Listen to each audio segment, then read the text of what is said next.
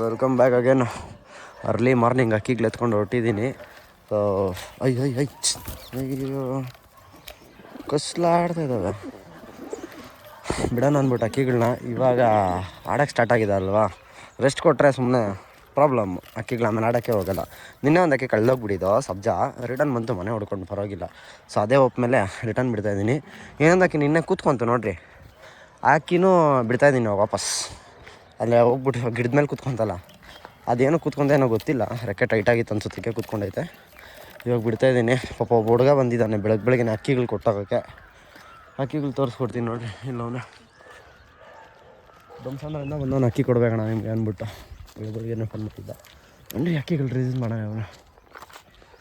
Okay, 4 ಅಕ್ಕಿನ ಬಿಟ್ಟಿದ್ದೀನಿ. ಇದು ಪಕ್ಕ ಕೂತ್ಕೊಳ್ಳುತ್ತೆ. ಏನೋ ರೆಕ್ಕೆ ಟೈಟ್ ಇದ್ದಂಗೆ ಐತೆ, ಏನೋ ಪ್ರಾಬ್ಲಮ್ ಐತೆ ಅಕ್ಕಿ ಒಟ್ಟಿನಲ್ಲಿ. ತಿಕ್ಕಲು ಹಂಗೆ ಆಡ್ತೈತೆ ಅದೊಂದೇ. ಬಿದ್ದೋಯ್ತು ಅಕ್ಕಿ. ಅದು ಇನ್ನೂ ಆಡ್ತೈತೆ ಚೆನ್ನಾಗಿ. ಇವಾಗ ಅದೊಂದು ಅಕ್ಕಿ ಇಳ್ದಿದ್ದೇ ಪ್ರಾಬ್ಲಮ್ ಐತೆ ಹೋಗುತ್ತಾ. ಯಾಕಂದರೆ ಅದೊಂದು ಅಕ್ಕಿ ಇಳಿತಲ್ವ, ಅದನ್ನು ನೋಡ್ಕೊಂಡು ಇವು ಇಳಿದ್ಬಿಡ್ತವೆ. ಅಯ್ಯೋ ಎದೊಳು ವಾಪಸ್ಸು ನೋಡಿರಿ. ಈ ಒಂದು ಐಟಲ್ಲಿ ಆಡೋಕ್ಕೆ ಸ್ಟಾರ್ಟ್ ಮಾಡಿಕೊಂಡು ಆ ಥರ ಅಕ್ಕಿನ ಸೀರಿಯಸ್ ಆಗಿ ಬಿಡಲೇಬೇಡ್ರಿ ಗೈಸ್. ಆ ಥರ ಅಕ್ಕಿನ ಬಿಡೋಕ್ಕೆ ಹೋಗ್ಬೇಡ್ರಿ. ಬೇಕಂದರೆ ಆರಿಸಿಲ್ಲ ಅಂದರೂ ಪರವಾಗಿಲ್ಲ. ಇವಾಗ ಅದನ್ನ ನೋಡ್ಕೊಂಡು ಆ ಸಬ್ಜಾ ನೋಡಿರಿ, ಆ ಸ್ಟ್ರೈಟಲ್ಲಿ ಇದ್ದಿದ್ದು ಅಕ್ಕಿ, ಅದನ್ನ ನೋಡ್ಕೊಂಡು ಅಲ್ಲೇ ಕಂಬಾರ್ ಮಾಡ್ತೈತಿ. ಇವಾಗ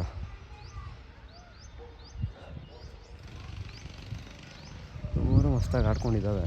ಇದು ಮಾತ್ರ ಯಾವುದು ಹೋಗುತ್ತೆ ಎಲ್ಲ ಗೊತ್ತಿಲ್ಲ. ಇದು ಮಾತ್ರ ಫಸ್ಟ್ಗೆ ಮೇಲೆ ಹೋಗ್ಬಿಡುತ್ತೆ. ಅರ್ಲಿ ಮಾರ್ನಿಂಗ್ ಫೀಫೈ ಬಿಡೋಕ್ಕೇನೋ ಮಸ್ತ್ ಮಜಾ ಅಂತೀನಿ.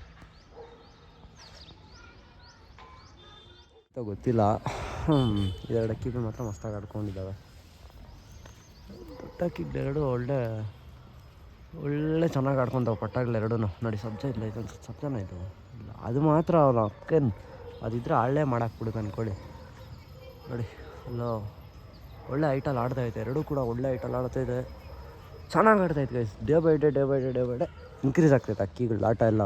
ತುಂಬ ಚೆನ್ನಾಗಾಗ್ತೈತೆ ಡೇ ಬೈ ಡೇ. ಅವ ಪಲ್ಲಾಗಿರ್ಬೋದು, ಅಕ್ಕಿ ರೆಕ್ಕೆ ಹೊಡೆಯೋದು ಇದಾಗಿರ್ಬೋದು, ಡೇ ಬೈ ಡೇ ಇಂಪ್ರೂವ್ಮೆಂಟ್ ಆಗುತ್ತೆ. ಆ ಟೈಮಲ್ಲಿ ನೆಗ್ಲೆಕ್ಟ್ ಮಾಡ್ತೀರಲ್ಲ, ನೀರು ಕೊಡೋದು ಮತ್ತು ಮೇವು ಕೊಡೋದು ಸ್ವಲ್ಪ ಜನ ನೆಗ್ಲೆಕ್ಟ್ ಮಾಡ್ತೀರ. ಹಂಗೆ ನೆಗ್ಲೆಕ್ಟ್ ಮಾಡಿ ನಮ್ಮ ಅಕ್ಕಿಗೆ ಏನಾಗೈತೆ ನೋಡ್ರಿ ನೀವೇ. ಲಿಟ್ರಲಿ 2 ದಿವಸಕ್ಕೆ ಅಕ್ಕಿಗೆ ನೆಕ್ ಟ್ವಿಸ್ಟ್ ಬಂದೈತೆ. ಏನಕ್ಕೆ ಹಿಂಗೆ ಆಗುತ್ತೆ ಅಂದರೆ ಕರೆಕ್ಟಾಗಿ ಮೇವು ಕೊಟ್ಟಿಲ್ಲ, ಕರೆಕ್ಟಾಗಿ ಊಟ ಕೊಟ್ಟಿಲ್ಲ ಅಂದರೆ ಇದೇ ಆಗೋದು. ಸೊ ನಾನು ಹುಡ್ಗಂಗೆ ಹೇಳಿದ್ದೆ ಒಂದು ದಿವಸ ನಾನು ಇರಲ್ಲ ನೋಡ್ಕೊಂಡಿರೋ ಅಂತ. ಅವ್ನು ನೆಗ್ಲೆಕ್ಟ್ ಮಾಡಿದ್ದ ಫುಲ್ಲು. ಅಂದರೆ ಮೇವು ಕರೆಕ್ಟಾಗಿ ಕೊಡ್ದಿರೋ ನೆಗ್ಲೆಕ್ಟ್ ಮಾಡಿದ್ದ. ಅದು ನೆಕ್ ಟ್ವಿಸ್ಟಾಗಿ ಟರ್ನ್ ಆಗೈತೆ. ನೆಕ್ ಟ್ವಿಸ್ಟು ಮೇಯ್ನಾಗಿ ನಾನು ಹೇಳಿದ್ದೀನಿ, ಅವತ್ತೇ ಹೇಳಿದ್ದೆ ನಿಮಗೆ, ಡಿಹೈಡ್ರೇಷನಿಂದ ಬರುತ್ತೆ ಅಂದ್ಬಿಟ್ಟು. ಬಾಡಿಯಲ್ಲಿ ನೀರು ಇದ್ದಿಲ್ಲ ಅಂದರೆ ಡಿಹೈಡ್ರೇಟ್ ಆಗುತ್ತೆ. ಹಾಂ, ಸೇಲ್ಗೆ ಯಾವುದೂ ಇಲ್ಲಾರ ನೋಡಿ. ಇಲ್ಲಿ ನಂದೇ ಎಲ್ಲ ರೋಗಗಳು ಬರ್ತಾಯಿದೆ ಹಿಂಗೆ ಸೇಲ್ಗೆ. ಅವ್ನು ಮಾಡಿರೋ ಕೆಲಸ ಊಟ ಕೊಟ್ಟಿಲ್ಲ. ಅದಕ್ಕೆ ಇವಾಗ ಟ್ಯಾಬ್ಲೆಟ್ ಹಾಕ್ಬೇಕು. ಇದಕ್ಕೇನಿಲ್ಲ, ಒಂದು ನ್ಯೂರೋಬಿನ್ ಟ್ಯಾಬ್ಲೆಟ್ ಹಾಕ್ಬೇಕು. ಅಕ್ಕಿನ ಸ್ವಲ್ಪ ಅಲ್ಲೇ ಬಿಟ್ಟಿರ್ತೀನಿ. ಇದು ಕಷ್ಟ ಆಗುತ್ತೆ ಅಕ್ಕಿಗೆ ಸರ್ವೈವ್ ಮಾಡೋಕ್ಕೆ. ಅಕ್ಕಿನೂ ಅಷ್ಟೇ ನೋಡಿರಿ, ಇದು ಅಷ್ಟೇ ಫುಲ್ ಆ್ಯಕ್ಟಿವ್ ಆಗಿದ್ದು ಅಕ್ಕಿ. ಇದು ಲೈಟಾಗಿ ಸುಕ್ಕ ಹೊಡೆದೈತೆ ಇವಾಗ ಪರವಾಗಿಲ್ಲ. ಮೋಷನ್ ಎಲ್ಲ ಚೇಂಜ್ ಮಾಡ್ಕೊಂಡೈತೆ. ಫೀಮೇಲ್ಸ್ಗೆ ಇದಾಗಿರೋದು ಜಾಸ್ತಿ ಟ್ರಬಲ್ ಬಂದಿರೋದು. ಇನ್ನು ಮೇಲ್ಗಳೆಲ್ಲ ಕರೆಕ್ಟಾಗಿ ಐತೆ. ಫೀಮೇಲ್ಸ್ ಎಲ್ಲ ಸ್ವಲ್ಪ ಲೈಟಾಗಿ ವೀಕ್ ಆಗಿಬಿಟ್ಟಿದ್ದಾವೆ. ಅದೇ ಮೇನ್ ಅದೇ, ಅವ್ನು ಊಟ ಕೊಟ್ಟಿಲ್ಲ, ಒಂದು ದಿವಸ ಫುಲ್ ಊಟ ಕೊಟ್ಟಿಲ್ಲ. ಅದಕ್ಕೋಸ್ಕರ ನೋಡಿ ಇಲ್ಲೂ ಅಷ್ಟೇ ಈ ಫೀಮೇಲೇ ಕರೆಕ್ಟಾಗಿಲ್ಲ. ಇನ್ನು ಮಿಕ್ಕಿದ ಅಕ್ಕಿಗಳೆಲ್ಲ ಓಕೆ, ಎಲ್ಲ ಪರ್ಫೆಕ್ಟಾಗಿದ್ದಾವೆ. ಅಂದರೆ ಅದಕ್ಕೊಂದು ಸ್ವಲ್ಪ ಟ್ರೀಟ್ಮೆಂಟು ಮಾಡಿಬಿಡ. ನನಗೆ ಪರವಾಗಿಲ್ಲ, ಸರಿ ಹೋಗುತ್ತೆ. ಅದನ್ನ ಮೊಟ್ಟೆ ಮೇಲೆ ಕೂತ್ಕೊಂಡು ಕಾವು ಕೊಡೋಕೆ ನೋಡ್ತೈತೆ. ಒಂದು ಸ್ವಲ್ಪ ಸರಿ ಹೋಗುತ್ತೆ. ಮೆಡಿಸನ್ ಹಾಕ್ತೀನಿ. ಏನಾ? ಸೊ ಇವನು ಹುಡುಗ ಏನು ಹೆಸರು? ಯಶವಂತ್ ಅಂತ ಧ್ವಂಸದಿಂದ ಅಕ್ಕಿ ಎತ್ಕೊಂಡು ಕೊಟ್ಟವಪ್ಪ. 12 ಪಟ್ಟಾಗ್ಲು 12 ದೊಡ್ಡ ಅಕ್ಕಿಗಳು ಕೊಟ್ಟವನೆ. ಅಂದರೆ ಏನೋ ಮುಂದೆ ಈಸ್ಕೊತೀನಿ ಅಂತ ಅಂದವನೇ. ಈಸ್ಕೊಂತೀನಿ ಅಂದರೆ ಎತ್ಕೊಂಡೋಗಿ ಕೊಡೋದು ವಾಪಸ್ ರಿಟರ್ನ್. ಓಕೆನಾ? ಆಗೋದು ಅಕ್ಕಿ ತೋರಿಸ್ಕೊಡ್ತೀನಿ ರೀ. ಇದೊಂದು ಕೊಟ್ಟವನೆ. ಮಕ್ಷಿ ಒಂದು ಐತೆ, ಮತ್ತು ಒಂದು ತಮ್ರೆಲ್ಲು, ಒಂದು ಯಾವುದು ಸಬ್ಜಾ. ಇದೊಂದು ಸಬ್ಜಾ ಐತೆ, ಮತ್ತು ಇಲ್ಲೊಂದು ಚಿಕ್ಕ ಪಟ್ಟ ಐತೆ. ಅಕ್ಕಿಗಳು ಕೊಟ್ಟವನೆ ಅಷ್ಟೆಲ್ಲರ 4 1 2 3 4 ಅಕ್ಕಿ ಕೊಟ್ಟವನೆ. ಅದು ಎಲ್ಲ ಅರ್ಧಂಬರ್ಧ ಅಕ್ಕಿ ಇದ್ದಾವೆ. ಬಿಡ್ತಾಯಿದ್ನಂತೆ ಬಿಡ್ತಾಯಿದ್ದ ಅಕ್ಕಿಗಳು ಕೊಟ್ಟಿದ್ದಾನೆ. ಏನೋ ಮನೆ ಶಿಫ್ಟಿಂಗೇನೋ ಒಂದು ಅದಕ್ಕೋಸ್ಕರ ಇಕ್ಕೊಳಕ್ಕಾಗಲ್ಲ ಅಂದ್ಬಿಟ್ಟು ಕೊಟ್ಟವನೆ. ಅವ್ನ ಮನೆಯೆಲ್ಲ ಕರೆಕ್ಟಾಗಿ ಸೆಟ್ ಆದಮೇಲೆ ರಿಟರ್ನ್ ಎತ್ಕೊಂಡು ಹೋಗ್ತೀನಿ ನಾನು. ಓಕೆ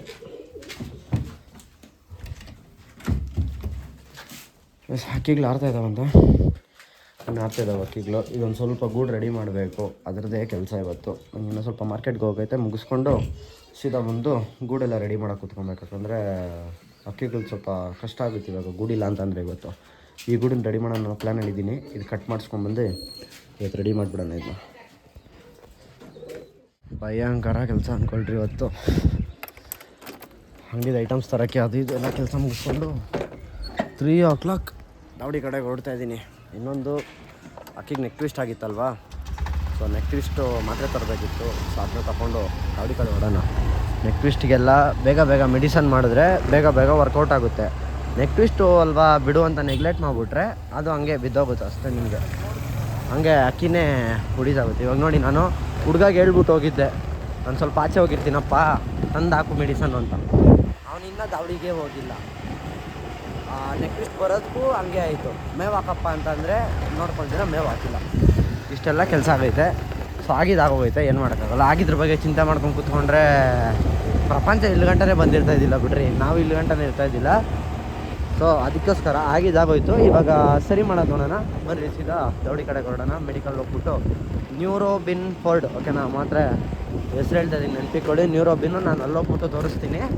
ನ್ಯೂರೋಬಿನ್ನು ಅದನ್ನ ತೊಗೊಳ್ಳಿ, ನಾನು ಯೂಸ್ ಮಾಡೋದೇ ಹೇಳ್ಕೊಡ್ತೀನಿ. ಇವಾಗ ಬಂದಿದ್ದೀನಿ. ಸೊ ನೋಡಿ, ನೆಕ್ ಟ್ವಿಸ್ಟ್ ಆದರೆ ಈ ಥರ ಆಗುತ್ತೆ. ಇದು ನನಗೆ ಗೊತ್ತಿರೋ ರೀತಿ ತುಂಬ ವರ್ಷ ಆದಮೇಲೆ ನಮ್ಮ ದಾವಡಿಲಿ ಬಂದಿರೋದು. ಅದು ಹೇಳಿದ್ನಲ್ವಾ, ಆ ನೆಗ್ಲೆಕ್ಟಿಂದ ಬಂದಿರೋದು. ನೋಡಿ, ನೆಕ್ ಟ್ವಿಸ್ಟ್ ಆದರೆ ನಾನು ಕೆಲವೊಂದು ಸ್ವಲ್ಪ ಜನ ನೋಡಿದ್ದೀನಿ, ನೆಕ್ ಟ್ವಿಸ್ಟ್ ಆಗಿರುತ್ತೆ ಅಕ್ಕಿಗಳಿಗೆ.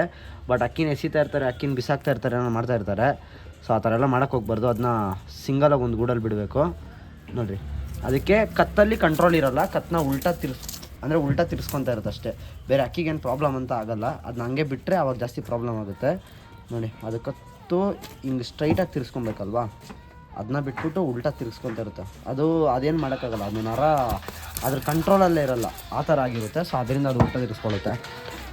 ಒಂದು 2 days ಟ್ಯಾಬ್ಲೆಟ್ ಹಾಕಿದ್ರೆ ಸರಿ ಹೋಗುತ್ತೆ. ನಾನು ಟ್ಯಾಬ್ಲೆಟ್ ತೋರಿಸ್ಕೊಡ್ತೀನಿ ಸರ್. ಸೊ ಅದಕ್ಕೆ ಏನಿಲ್ಲ, ನೀನು ಮದ್ದು ಬಂದ್ಬಿಟ್ಟು ಈ ಟ್ಯಾಬ್ಲೆಟು, ಇದು ನ್ಯೂರೋಬಿನ್ ಟ್ಯಾಬ್ಲೆಟು. ನಿಮಗೆ ಒಂದು ಶೀಟ್ ಫುಲ್ಲು ಒಂದು 45 rupeesಗೇನೋ ಸಿಕ್ಕುತ್ತೆ. ಇದು ಡೈಲಿ ಒಂದೊಂದು ಟ್ಯಾಬ್ಲೆಟ್ ಹಾಕೊಂಡ್ಬನ್ನಿ, ಆರಾಮಾಗುತ್ತೆ. ಡೋಸೇಜ್ ಜಾಸ್ತಿ ಬೇಡ ಅಂತಂದರೆ ಒಂದು ಟ್ಯಾಬ್ಲೆಟಲ್ಲಿ ಭಾಗ ಮಾಡಿಕೊಂಡು ಅರ್ಧ ಟ್ಯಾಬ್ಲೆಟ್ ಹಾಕೊಂಡ್ಬನ್ನಿ, ಆರಾಮಾಗಿ ಕ್ಯೂರ್ ಆಗುತ್ತೆ. ಓಕೆನಾ, ನನಗೆ ಬಂದರೆ ಫಸ್ಟ್ ಮೆಡಿಸನ್ ಮಾಡ್ಬಿಡ್ತೀನಿ ಅದಕ್ಕೆ. ಸೊ ಮೆಡಿಸನ್ ಎಲ್ಲ ಮಾಡಿ ಬಂದಿದ್ದೀನಿ. ಇವಾಗ ಲಿಟ್ರಲಿ ನೆಗ್ಲೆಕ್ಟ್ ಮಾಡಬೇಡ್ರಿ. ಯಾವುದೇ ರೋಗ ಆಗಿರಲಿ, ಎಷ್ಟು ಚಿಕ್ಕ ರೋಗ ಆಗಿರಲಿ, ಎಷ್ಟು ದೊಡ್ಡ ರೋಗ ಆಗಿರಲಿ, ಪಾರಿವಾಳಗಳಲ್ಲಿ ನೆಗ್ಲೆಕ್ಟ್ ಮಾಡಬೇಡ್ರಿ. ಮೆಡಿಸನ್ ಮಾಡಿರಿ. ಇನ್ನೊಂದು ಕನ್ಸಿಸ್ಟೆನ್ಸಿ ತೋರಿಸಿರಿ ಸ್ವಲ್ಪ ಪಾರಿವಾಳಗಳಿಗೆ. ಮೇವು ಹಾಕೋದಾಗಿರ್ಬೋದು, ಊಟ ಕೊಡೋದಾಗಿರ್ಬೋದು, ನೀರು ಕೊಡೋದಾಗಿರ್ಬೋದು, ಇದೆಲ್ಲ ಕನ್ಸಿಸ್ಟೆನ್ಸಿ ತೋರಿಸ್ರಿ ಸ್ವಲ್ಪ. ಓಕೆನಾ, ಈಗ ನೋಡಿರಿ, ಇವತ್ತು ವೀಡಿಯೋ ಮಾಡೋ ಪೊಸಿಷನಲ್ಲಿ ಪರಿಸ್ಥಿತಿಯಲ್ಲೇ ಇಲ್ಲ, ಆದರೂ ಮಾಡ್ತಾಯಿದ್ದೀನಿ. ಯಾಕೆ, ಕನ್ಸಿಸ್ಟೆನ್ಸಿ ಮ್ಯಾಟರ್ಸ್. ಮಾಡೋಕ್ಕಾಗಲ್ಲ ಅನ್ನೋದಲ್ಲ, ಮಾಡಬೇಕು ನಾನು ಅನ್ನೋದಕ್ಕೋಸ್ಕರ ವೀಡಿಯೋ ಮಾಡ್ತಾಯಿರೋದು ನಾನು. ಸೊ ಅಕ್ಕಿಗೆ ಮೆಡಿಸನ್ ಕೊಟ್ಟಿದ್ದೀನಿ, ನಾಳೆ ವೀಡಿಯೋದಲ್ಲಿ ಅಪ್ಲೋಡ್ ಮಾಡ್ತೀನಿ. ಇವತ್ತಿನ ವೀಡಿಯೋ ನಿಲ್ಗೆ ಏನು ಮಾಡ್ತೀನಿ, ಸಿಗ್ತೀನಿ ನೆಕ್ಸ್ಟ್ ವೀಡಿಯೋದಲ್ಲಿ. Until then take care guys, ಬಾಯ್.